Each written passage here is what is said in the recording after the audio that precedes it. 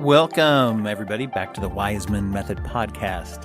I'm your co-host, Dwight Hurst. I'm going to be joined in a minute, of course, as always, by Claire Wiseman. David Livingston, also going to jump on the line. We've got a pretty special question today, at least it's special to us here at the Wiseman Method. We have a couple of different focuses that we have. It's well known as we talk on this podcast that we do rapid detoxification to help people get over the chemical withdrawals and introduce themselves into the pursuit of health and sobriety. One of the exciting things that is attached to the program is actually what we've referred to before, the Domus program. We're going to be talking a little bit more about what the Domus program is and what need that fills. It touches a lot of areas that have to do with aftercare when you've begun a journey into sobriety and once people have detoxified. So let's learn a little bit more about this main question of what is Domus and what do we do there and why do we do it? Domus started recovery center for patients going through medical detoxification in the hospital, mostly rapid detox. We started rapid detox over 2 decades ago.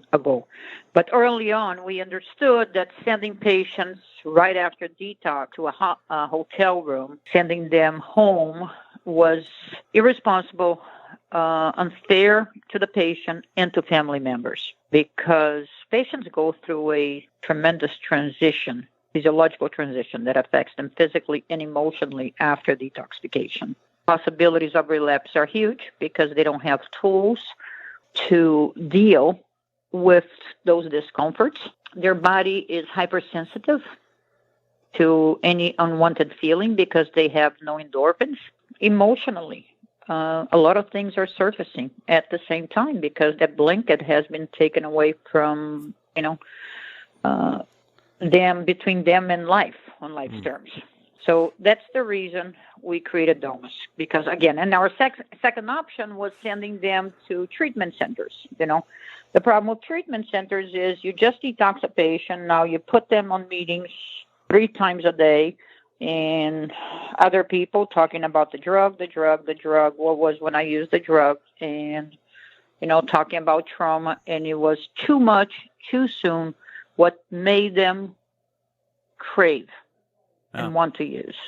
I know that's a big concern, is not wanting to re-trigger, and I know you're also very big on not over-labeling right out of the gate. Here, let's start you out, and let's just do the same thing with you that we do with everyone else. You kind of lose that Correct. Control when you refer, right? Right. And most patients that came to us at that point had been to 5, 6, 10 rehabs and obviously, did not succeed.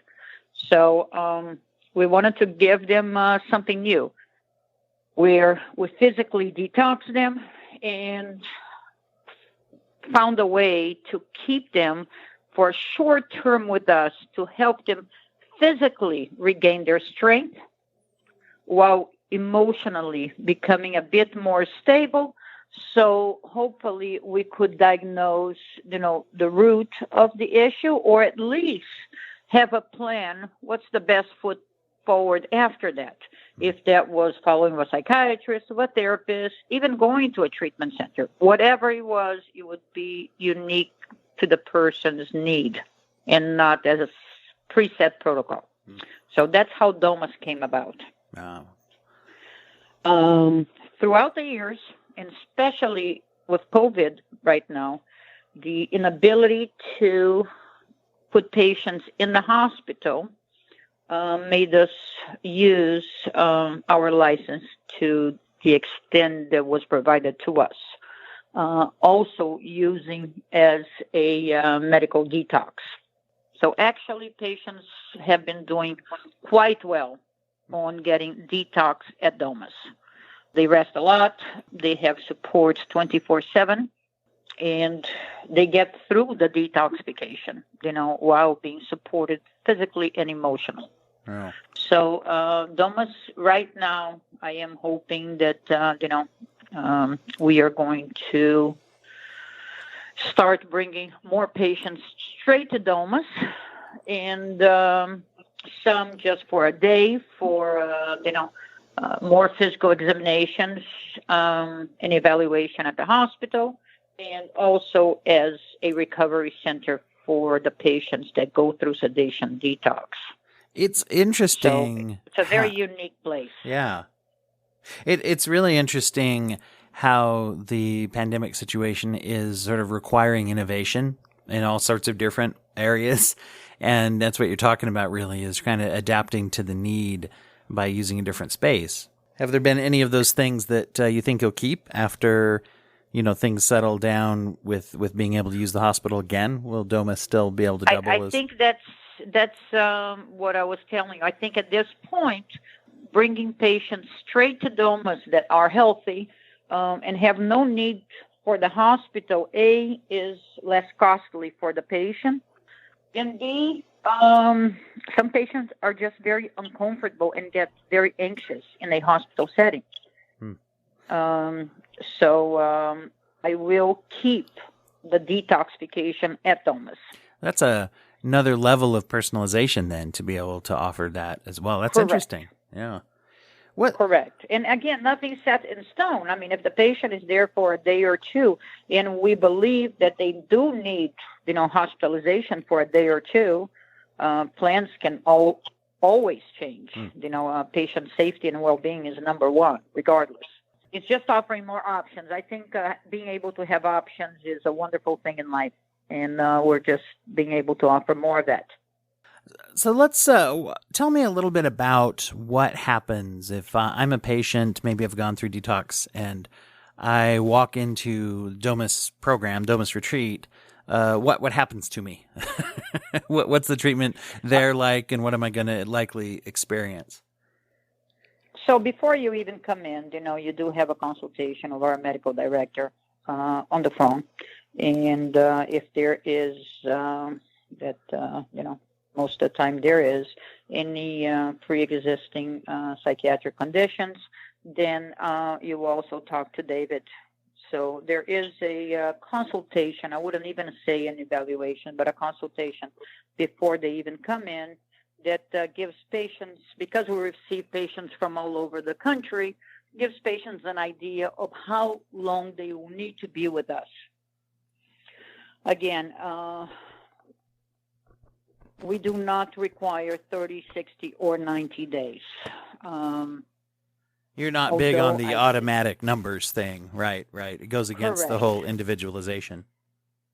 It is, because I believe, for some patients, being away for 30, 60 days is detrimental. By the time they get back home, there is not much for them to come back to. So there is an evaluation of, their productivity at home, their risk of being home, the level of care they will need inpatient. So putting all that together, we can come up with a plan. 10 days, 14 days, whatever it is the patient needs. So once the patient comes in, they will see Dr. Lowenstein, so he can do, a medical examination and find out what medications, they will need in order to get through the withdrawal as safely and as comfortable as possible. Those medications are adjusted throughout the stay of the patient. So again, what he believes in the first day is just, to cover that patient as we start learning the patient's metabolism, and also psychological issues have a major impact of how patients feel physically. If patients are anxious, that they will feel things more intensely. Patient's history of sleep disorders, all that will play, a part on what he will give the patients. Patients, if he believes they need, they also go to the lab and have a full lab done. At this point, we are requiring patients to test for COVID at least with a minimum of 2 days before they come into Domus as well. Yeah, you don't want that to break out in that environment. It's correct. So we've been very lucky, knock on wood, throughout the year that we have not had any infections at Domus. So we are hoping to keep it that way. I'm very strict on cleaning, and I have bought hospital grade biocides for every possible corner of Domus. So we've been on top of that, as much as we can. Throughout the beginning, one of the things that we have at Domus is individualized therapeutical services. What they will receive and when they will receive also will be based on how they're feeling. The privacy, of the patients and respecting where they are is another reason why, Domus maintains all private suites. You don't have to share rooms. That means share your experience of where you are or somebody else is. Somebody is extremely anxious and likes to talk, a lot. They should not, disturb your own needs at that time. So everything, not just the therapy, a place where people can read a book or, listen to some music away from others. So we don't have groups. You don't have the need to share with strangers all your stories. If you feel like sitting with somebody and sharing outside, that's up to you. But, we don't require that. Sometimes people are just not ready to share or to dig in and what is good for them at that time. And I think that goes with David as well. When David meets them, I'll let him tell you a bit more about that. But I think every service from emotional therapy to physical services of yoga and acupuncture and drama therapy, whatever that is truly going to be based on, their state at that moment. Right. I was curious about that, David, when you're in that situation where you've got, a relatively short amount of time that you're working with the patient. How do you approach that as far as how do you set goals or what kind of interventions do you use? If somebody, and most people who come in, not everybody, but most people really actually want my help.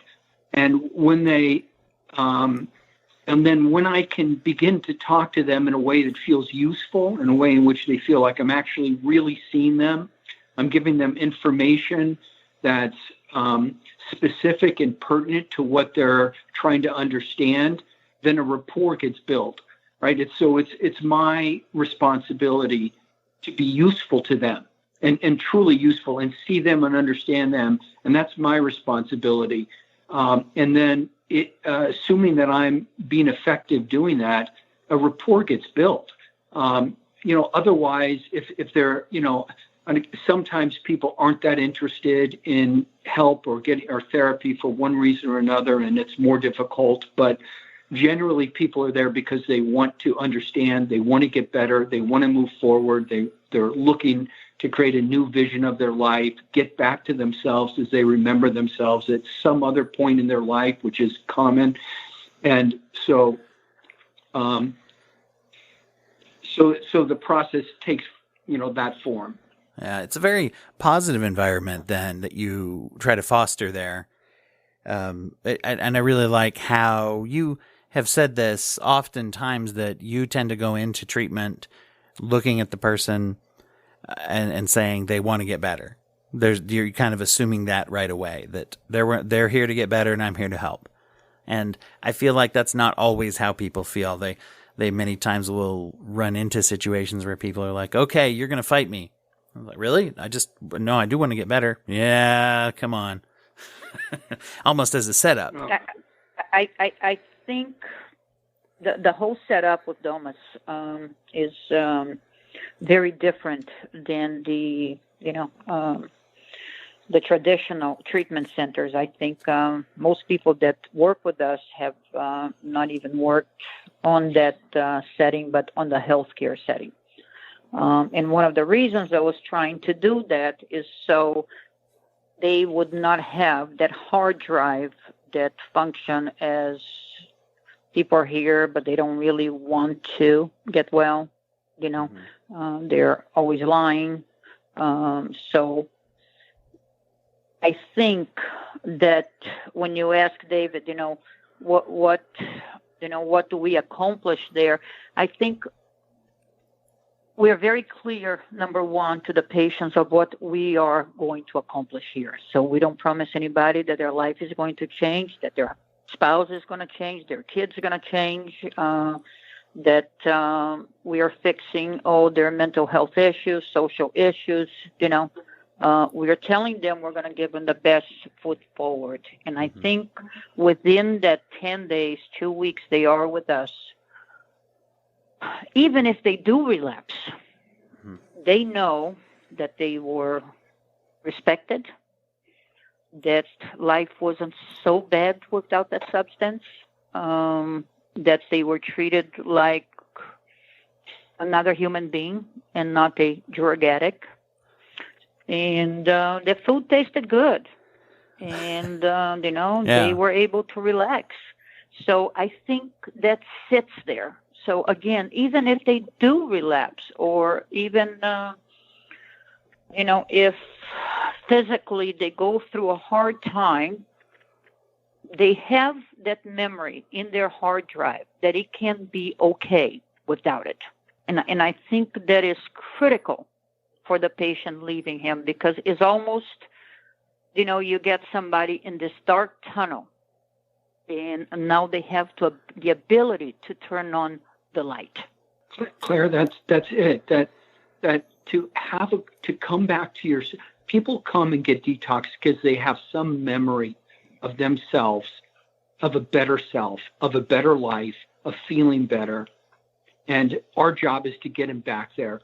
And my job is to see that part of them and to see all of the difficulties, whether they're internal or external in their lives, that inhibit that from being sustainable, right? Because they're there to get back to some part of themselves that they want. And so the process is to help them feel that again, not just intellectually know their detox, but feel alive again and some sense of a home inside themselves, and to begin to create some vision of what it means to have a home inside and outside again that feels good to them, create some idea of what's going to support it, what the challenges are moving forward in maintaining that. And to do that, you have to see the person and see where they're at. And so that's really how I approach it. And I think the whole, like you're saying, Claire, that the whole philosophy at Domus is organized around these principles. And from the detox process, in which we try to get people detoxed as quickly, as safely, and with as little suffering as possible, because it is not the type of suffering that leads to people getting better. What leads to them getting better is feeling better, getting this difficult thing accomplished as quickly and as safely and with as much care as possible. And then that increases a sense of well-being and self-esteem and internalized value. That's the whole process. Wow. I wonder if some of that comes from that mentality that you mentioned, which is a healthcare mentality, versus a lot of addiction treatment has a shadow over it of involuntary treatment or court-ordered treatment. And not to denigrate some of those programs that do exist, and having worked in some of those programs, I know that they can function well and can save lives, but it's a different, it unfortunately, though, within those same programs that I thought some good therapy was happening, there was also a lot of people who would approach it with almost that probation officer mentality. Even the social workers or even the counselors would get kind of into that cynical place to where it was adversarial. I kind of don't think so, Dwight and David. Maybe you disagree with me. I think everybody wants to feel good. Everybody wants to be happy. Mm-hmm. Nobody wants to be a slave of any substance. I think when David keeps repeating, seeing people where they are is incredibly important because most of these places, they don't see people. They see addiction, and they have that bad taste to the condition. And they have those principles of, again, stealing, lying, BSing, all the above. So I think when they speak to the patient, they already have that, reactive form of responding. Oh, you want more medication? Oh, you're going to have to handle how you're feeling. And I think it puts the patient in that place of responding to almost, the attack. It puts the patient in that place where they don't feel loved, they don't feel worthy of, not just of the care, but worthy of being happy. They don't feel capable. They are told that once an addict, always an addict. When you think about, 30, 60, 90 days, because people often say to us, like in the beginning you said, what can you do in such a short amount of time? I actually had a rehab. And again, I think people are different. Their DNAs are different, that they make up is different, their history is different.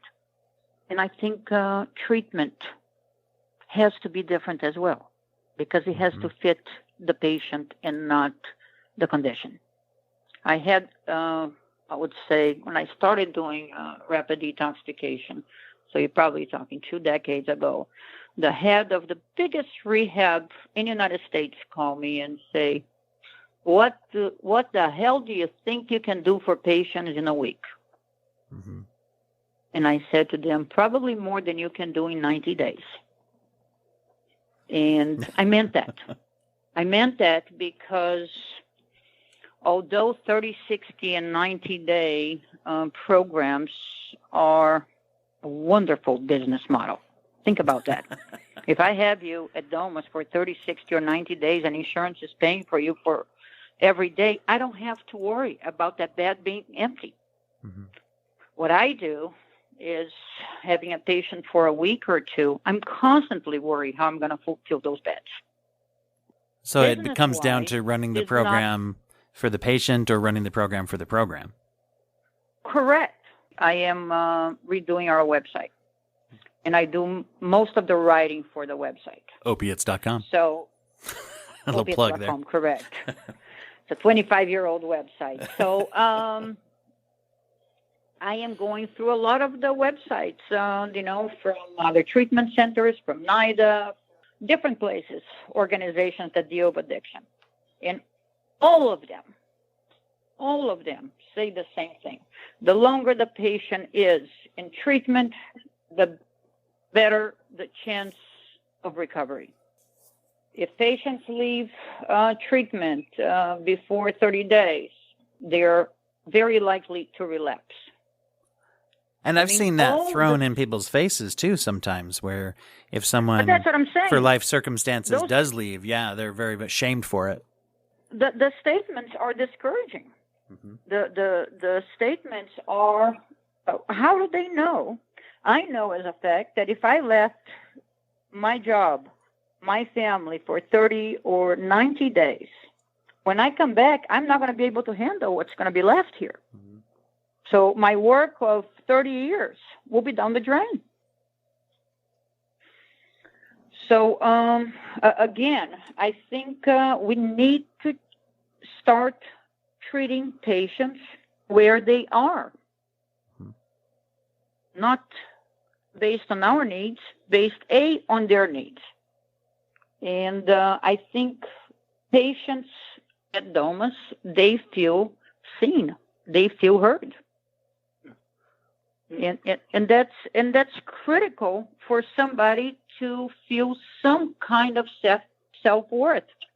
I think when they leave David's office, they say, oh my God, so many times patients say to me, David understood more of who I am or where I want to be than all therapists, all treatment centers I have been. All that is that David was there to hear them, not to tell them what to do, how to do it, but to actually understand where they are and start, walking with them from that point. Yeah. It's a relationship based on their needs. So if they left, we have mothers that had a baby a month ago or 2 months ago. And, for one reason or the other, they or relapse or start using opioids due to C-sections, whatever happens, and they come. I know they can't be here for an extended period of time. That would be detrimental for them and for the child. Mm-hmm. So, if we can get them to a place of stability and health, and they can go in 30 days, this person can come and, work for another week with us. I think that's wonderful.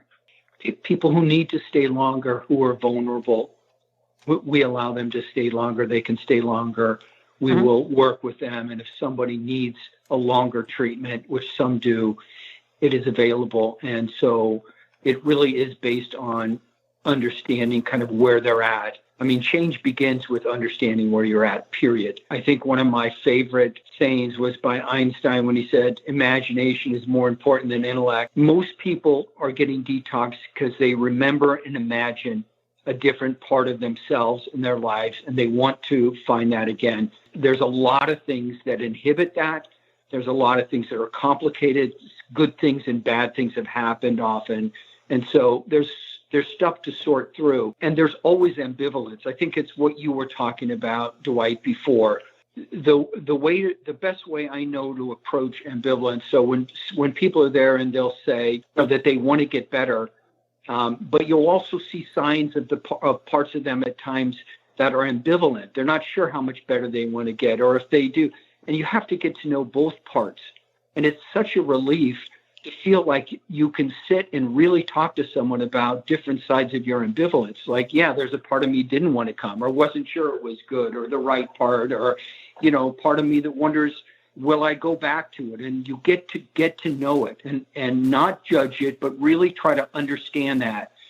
And as you lay that out for them, and they can get a look at themselves and get some sense of who they really are, you actually can creatively work with that, because within that part of them that is ambivalent, there's all kinds of needs, all kinds of fears, and you get to sort of begin to pull this and see a human being in their fullness. We're grateful for it. Often they've never had it before. And so, I do see that as my work with them. It is in depth, right? As they're ready to sort of do that. And some of that can happen quickly, and some of that can take more time. So there's flexibility depending on what people need and want to do. Flexibility is the right word over there that describes Domus. We're flexible to patients' needs. We're willing to change it if that is in the best interest of the patient. And we're going to leave it there for today. My thanks, as always, to Claire and David for being there. My thanks to all of you for listening as well. You can hit us up on Twitter @opiates, or you can email us at info@opiates.com. As always, if you'd like to learn more about the Wiseman method and our approach to detox and treatment, you can go to the website opiates.com. This podcast is a production of the Wiseman Method Treatment Center. Our music is the song Medical by Clean Mind Sounds. The show is produced by Popped Collar Productions, a company that helps you to get your podcast going. Check us out at poppedcollar.net. Thanks again for listening to us as we try to answer some of your and our questions about opiate dependence. Remember, keep asking questions, because when you ask questions, you'll find answers. And if you can find answers, then you can find hope. Bye-bye for now, and we'll talk to you again soon.